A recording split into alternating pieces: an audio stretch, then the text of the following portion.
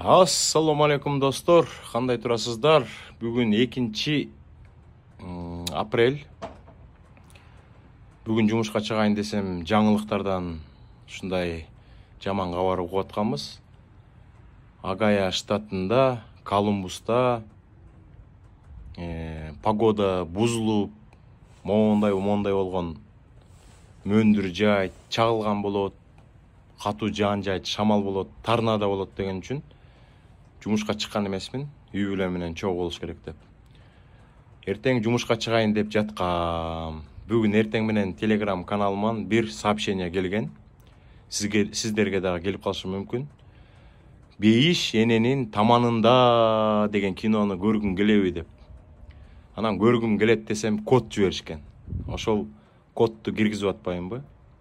Кодду киргизсем күтүп тур деген. Анан кечке жуук бир жарым саат мурун Telegram каналга кирип коеюн деп Telegram каналга келсем, таптаза.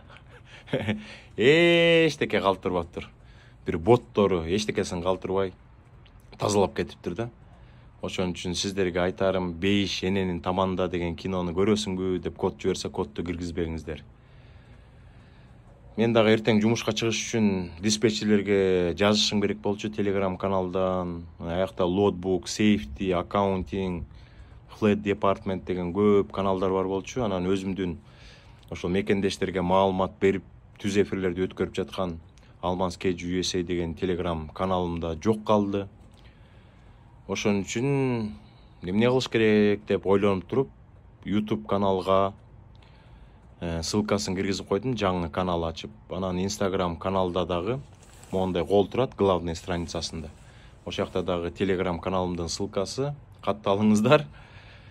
Жаңы 0дон баштайлы. Меникин экинчи жолу взлом кылып кетип атышат. Биринчи жолу взлом кылганда, достор, менде бир 6000ге жакындап калган катталуучулар. Анан кайра 0дон баштап, кайра жаңы канал ачкам.